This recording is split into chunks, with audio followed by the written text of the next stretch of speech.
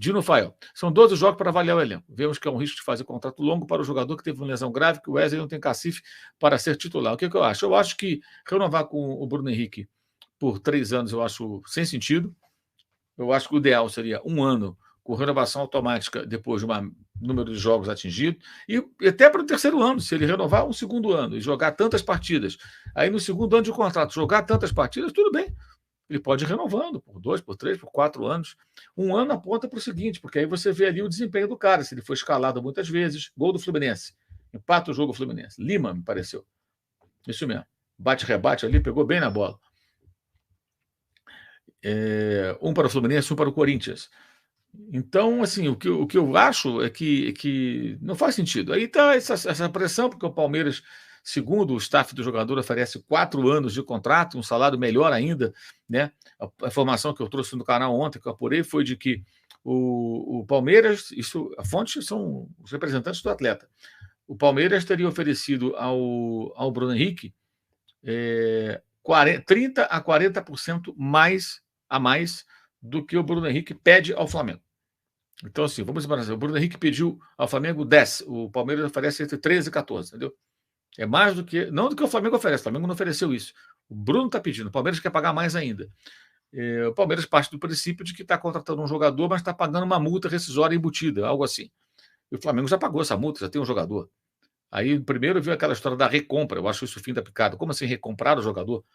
Já pensou, Dino, se você tiver um carro, você vai recomprar seu carro? Né? O jogador é do Flamengo. Você renova o contrato, você paga bem, você dá luvas, dá premiação por títulos, mas espera aí, recomprar, pagar como se estivesse trazendo de um outro clube, eu acho que isso não tem o menor cabimento.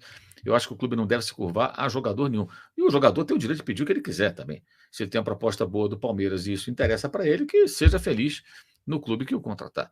Mas eu acho que qualquer coisa que saia dos trilhos, que fuja de uma política de controle financeiro que o Flamengo tenha já há mais de uma década, eu acho que não pode existir, porque esse é o alicerce de tudo, a saúde financeira. Sem saúde financeira, mesmo com gente competente no departamento de futebol, você não vai ter um time forte. Tudo passa pelo dinheiro. Você tem que ter dinheiro, tem que ter equilíbrio, e quando você começa a abrir precedentes, você corre um risco muito sério de, eventualmente, se descontrolar na grana de novo e se embananar. E perdeu uma grande chance agora o Ganso, né? Se precipitou, não teve força para conduzir, entrava na intermediária com toda a liberdade, na intermediária de ataque do Fluminense. Marcelo Santos com a gente, não mandou mensagem, também com a gente aqui, o Márcio do Remédio. O Tite fez o 7-1, o Luiz saiu sem tomar nenhum gol. Isso que ele falou do Davi Luiz, né? Deve ser isso. Não entendi muito bem, Márcio. Rogério Anetablian com a gente. Boa noite, ótimo trabalho. Agora estamos acompanhando a preocupante conflito entre Israel e Gaza. Um abraço do canal Rogério Anetablian. Rogério, que sempre faz análises sobre política internacional, geopolítica. 3-1 para o Bragantino. O Santos descontou agora. E sempre também prestigia o nosso trabalho. Sempre recomendo, inscreva-se no canal do Rogério, até para você se informar bem sobre essas questões tão importantes como que envolvem o conflito entre o Hamas e Israel, que atinge o povo palestino. Serguei Medeiros, o jogo de hoje deixou clara a imaturidade do Wesley. Muita gente, Serguei, falando sobre isso, de fato, né? Embora ele tenha sofrido pênalti, né? Ofensivamente ele até vai bem, defensivamente ele tem mais problemas, né? Eu vejo dessa maneira, mas acho que tudo isso é reflexo da imaturidade também. É um jogador muito novo, um jogador que ainda não tem uma casca, não tem experiência mesmo, então ele comete alguns erros da juventude. O Isla Nogueira, você acredita que no primeiro momento o Flamengo precisa de uma certa estabilidade, com isso ter tranquilidade para desenvolver um bom trabalho? Sim, e essa estabilidade vem de 2 maneiras. Primeiro, defesa mais segura, não se expor tanto, não correr riscos. Um jogo como o de hoje, está 2-0. Cruzeiro mal. Cruzeiro vem mal. Mas vai para cima com tudo. Houve um momento no segundo tempo, o Cruzeiro pressionou, criou chances. Tem uma defesa em frangalhos, uma defesa frágil. Toma um gol ali, 2-1, a torcida cresce, o time vem para cima, de repente você toma um empate e perde 2 pontos importantes. A defesa segura é o primeiro passo. E a partir daí você vai conseguindo resultados e você vai tendo equilíbrio e tranquilidade. Se o Flamengo conseguir, por exemplo, vencer o próximo jogo contra o Vasco, clássico domingo, e vencer o Grêmio em Porto Alegre, são 2 jogos difíceis. Daqui a uma semana a gente vai estar falando de uma outra situação, completamente diferente, com muito mais, digamos assim, equilíbrio, com muito mais segurança e o time rendendo bem mais.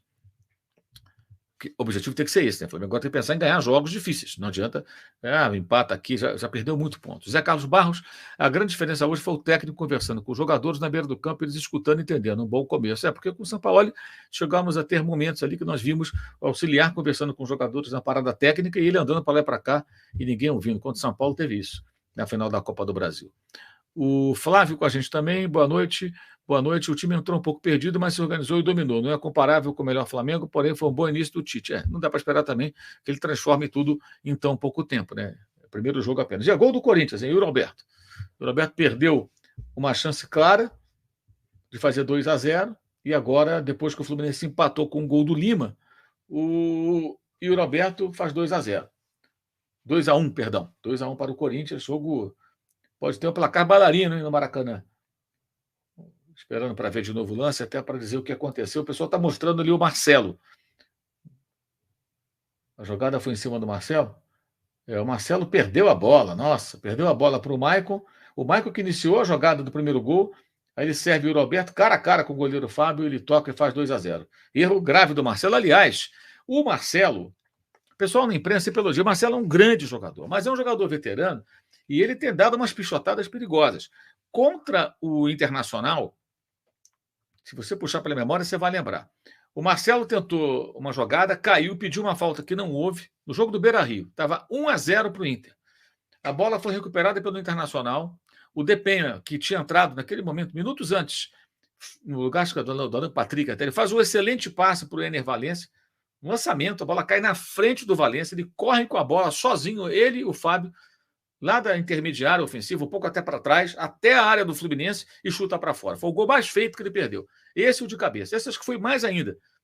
Porque se ele correu com a bola, teve tempo de pensar como é que ele ia finalizar, se batia de um lado, do outro, por cima, por baixo, driblando o goleiro, ele acabou chutando para fora. Começa no erro do Marcelo, parecido com o que aconteceu agora.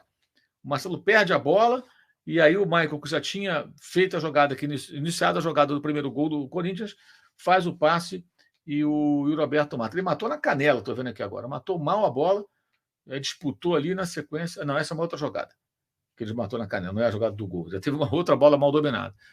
Assim, uma coisa é o Marcelo, nos dias em que ele está muito bem e tal, mas ele é um jogador veterano, já não tem mais o mesmo rendimento físico e às vezes o corpo não obedece. Isso acontece muito com o Felipe Luiz no Flamengo, né? Em jogos que ele participou esse ano, você percebia claramente isso. Pênalti para o Corinthians. Pênalti para o Corinthians. Pênalti para o Corinthians. Vai informando aqui, né? A bola está rolando e vai informando.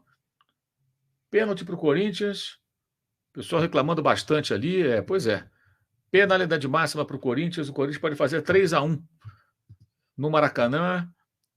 Fluminense se complicando aí nesse jogo pelo brasileiro, né? Porque tem o seguinte, né? O Fluminense tem que procurar ficar ali no bloco de cima.